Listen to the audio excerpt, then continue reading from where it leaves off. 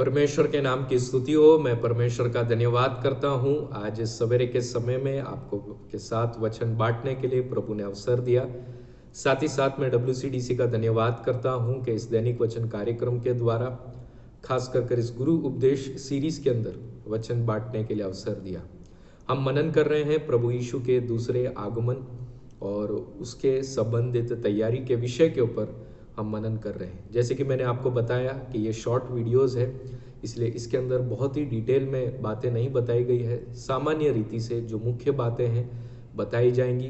कृपया आप अपने कलीसिया के पासवान से और अधिक जानकारी के विषय में पूछें और जानकारी को प्राप्त करें। आज हम देखने जा रहे हैं, हमने जो पिछले वीडियो के अंतिम भाग में देखा था कि अंत को समझने के लिए हमें दो घड़ियां देखनी पड़ेगी। सबसे पहले कि दुनिया के साथ में क्या हो रहा है और दूसरा इजराइल के साथ में क्या हो रहा है।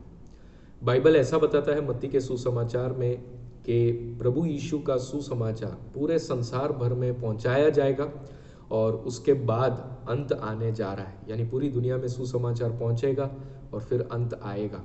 और दूसरा लूका रचित सुसमाचार में इस प्रकार बताया गया है कि अन्य जाति के देश यरूशलेम को रौंदते रहेंगे और जैसे ही अन्य जातियों के देश का समय पूरा हो जाएगा और फिर अंत आने जा रहा है। तो आज हम देखने जा रहे हैं इजराइल के साथ में क्या हो रहा है और कौन से अन्य जातियों के देश ने अभी तक उसे तकलीफ पहुंचाई है और अब आगे कौन सा देश या क्या कुछ घटनाएं होने जा रही है। इसे समझने के लिए दानियल का पुस्तक और उसके दूसरे अध्याय को हम देखेंगे। वहां पर नेबुकदनेस्सर राजा एक स्वप्न को देखता है। उस स्वप्न के अंदर वो एक बड़ी सी मूर्ति को देखता है जिसके पास सोने का सिर है और उसकी छाती और भुजाएं जो है वो चांदी की है, पेट और जांघें जो है वो पीतल के हैं, टांगे जो है वो लोहे के हैं और पाँव जो है वो लोहे और मिट्टी से मिलाकर बनाया गया है। और उस स्वप्न में वो ऐसा देखता है कि अचानक से एक पत्थर जिसे किसी मनुष्य के हाथ ने नहीं निकाला या तोड़ा या तैयार किया, परंतु वो स्वर्ग से आता है और उस पाँव में जाकर पड़ता है और सब कुछ चकनाचूर कर देता है। ऊपर से लेके नीचे तक जितने भी उस मूर्ति के भाग थे सब कुछ धूल के समान हो जाते और भूसे के समान उड़ जाते। और ये जो पत्थर है वो फैलकर एक बहुत बड़ा पहाड़ बनकर पूरे पृथ्वी पर राज करता है। दानियल इस स्वप्न का अर्थ समझाता है कि ये जो सोने का सिर है वो नेबुकदनेस्सर राजा और उसका राज्य है, और जो चांदी है वो मादी और फारसियों का राज्य है, और उसके बाद जो पेट और जांघें हैं वो यूनान का देश है, और उसके बाद जो लोहे का पैर है वो रोमन राज्य के बारे में है, और उसके बाद जो मिला जुला राज्य है वो भविष्य में आने जा रहा है। हालांकि इस अध्याय के अंदर ये विवरण को समझ पाना मुश्किल है, परंतु उसके बाद 7वें अध्याय के अंदर आप इन सारे राज्यों के बारे में विवरण समझ सकते हैं। तो इसका मतलब ये सारे राज्यों ने अभी तक इजराइल में यरूशलेम को रौंदा है, और भूतकाल के अंदर, इतिहास के अंदर हम इन सब बातों को देख रहे हैं।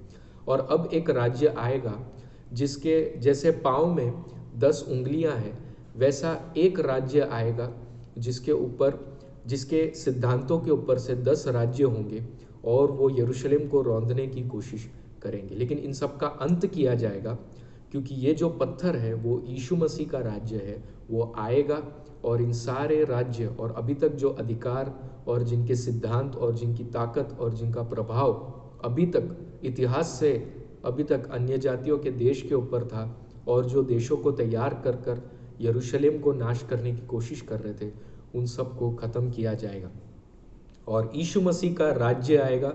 और यीशु मसीह का राज्य एक पहाड़ के समान बड़ा होकर फैलकर पूरे पृथ्वी पर राज्य करेगा।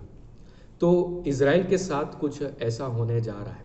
और इसके बाद फिर हम देखते हैं दानियल के पुस्तक के 7वें अध्याय में दानियल ने एक स्वप्न को देखा, और उसके अंदर उसने क्या देखा कि महासागर जो वहाँ पर मेडिटेरेनियन सी है, वहाँ से 4 जंतु निकल कर आए, एक सींग, एक रीछ, एक चीता और एक बहुत ही भयंकर और डरावना सा जानवर वहाँ से निकल कर आए। वो एक के पीछे एक आते गए और इन सारे जानवरों को, जो पहले 3 जानवर हैं, उनकी खूबियों को, उनके स्वभाव को और वहाँ पर दिए गए विवरण को आप देखोगे तो इतिहास के अंदर बाबेल जो नेबुकदनेस्सर राजा का राज्य था, और उसके बाद मादी और फारसियों का राज्य, और चीता जो है वो यूनान के देश के बारे में दिखाता है, उन सब का विवरण आपको इन जानवरों में दिखाई देगा। लेकिन ये जो चौथा भयंकर सा जानवर जो दिखाई दिया, जिसके लोहे के दांत थे और जिसके पास 10 सींग थे, वो जो है रोमन सरकार के बारे में बताता है।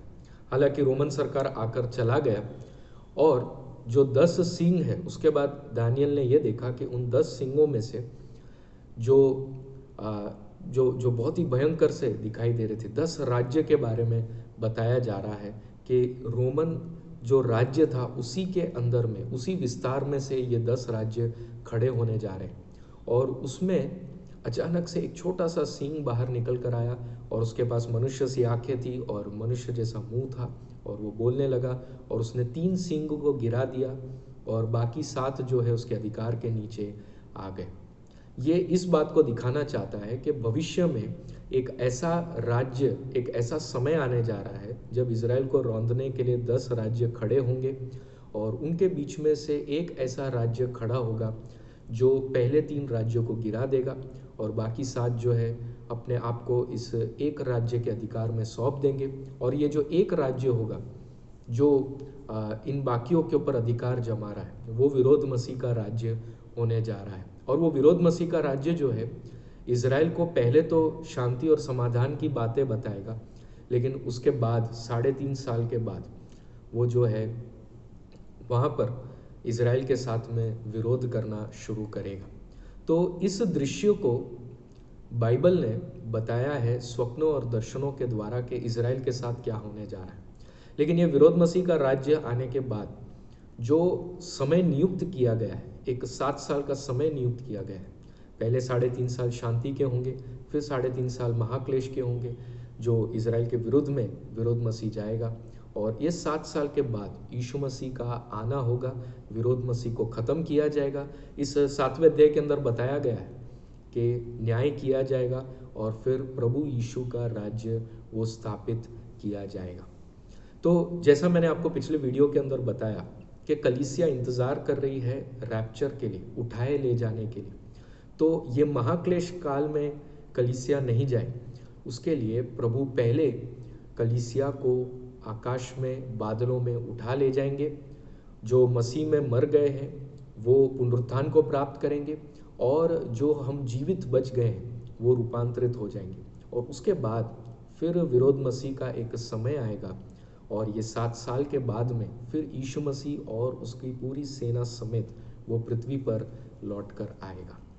तो ये घटनाओं का होना ये हमें बता सकता है कि इजराइल के ऊपर जो यरूशलेम को रौंदने के लिए अन्य जाति के देश जो कार्य कर रहे हैं, और उसके बाद कैसा एक चित्र होने जा रहा है, कैसा अंत का समय आने जा रहा है। इसके साथ साथ दानियल के पुस्तक उसके 8वें अध्याय के अंदर और थोड़ा विवरण दिया गया है, जिसके अंदर बताया गया है 2 जानवरों की लड़ाई के बारे में। और उसमें जो पहला जानवर था बड़ा ही प्रबल था, ताकतवर था, जिसके अगर हम अर्थघटन को निकालें तो हम समझ पाएंगे कि फारसियों और मादियों के राज्य के बारे में बताया जा रहा है, क्योंकि इस जो जानवर है उसके 2 बड़े सींग हैं, और जो एक बकरी जो है वो उड़कर आता है, और उसके पास एक सींग है, बड़े ताकत के साथ आता है, और ये इस जानवर को गिरा देता है। ये सिकंदर महान के बारे में बताता है, जो यूनान के देश का राजा था। और ये इतिहास में ये सारी घटनाएं हो चुकी है कि सिकंदर महान बड़े तेजी के साथ आया, सब कुछ गिरा गया, पूरे दुनिया के ऊपर राज करने लगा। लेकिन इस स्वप्न के अंदर दिखाया गया कि ये जो जानवर है इसका एक सींग जो है वो गिर जाता है, और उस बकरी में से 4 सींग बाहर आते हैं। इतिहास हमें बताती है ऐसा ही हुआ। सिकंदर महान का राज्य 4 टुकड़ों में बट गया, और जो एक टुकड़ा था उसमें से रोमन राज्य आया, और रोमन राज्य में से फिर वापस ये स्वप्न बताता है कि उसमें से एक ऐसा सींग आने जा रहा है जो कि विरोध मसीह के बारे में बताता है। तो ये सारे दर्शन हमें क्या बता रहे हैं कि अगर आप इतिहास को देखोगे, ये सारे जो बाबिल और जो यूनान का देश है, फारसी और मादियों का देश है और रोमन सरकार का देश है, इनका विस्तार जहाँ है वहाँ से 10 राज्य आने जा रहे हैं। वहाँ से इसके मध्य में से विरोध मसीह उठने जा रहा है और विरोध मसीह का जो राज्य होगा वो इस जो हमने 8वें अध्याय के दर्शन को देखा उसके अंदर के उन जानवरों की लड़ाई के अंदर से आपको वो विस्तार के बारे में एक सामान्य जानकारी वो देता है। हम इस जानकारी को इसीलिए प्राप्त करें ताकि हमें पता चले दुनिया के अंदर क्या घटनाएं चल रही और इजराइल के ऊपर इस समय क्या हो रहा है।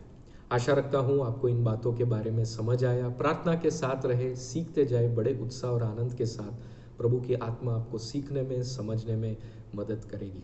अगले वीडियो के अंदर हम और भी कुछ बातों को देखेंगे, दर्शनों के बारे में और प्रकाशित वाक्य की कुछ बातों के बारे में और भी कुछ बातों को हम सीखेंगे। आप तैयारी के साथ में रहे। प्रभु आप सबको आशीषित करे। सभी को जय मसीह की।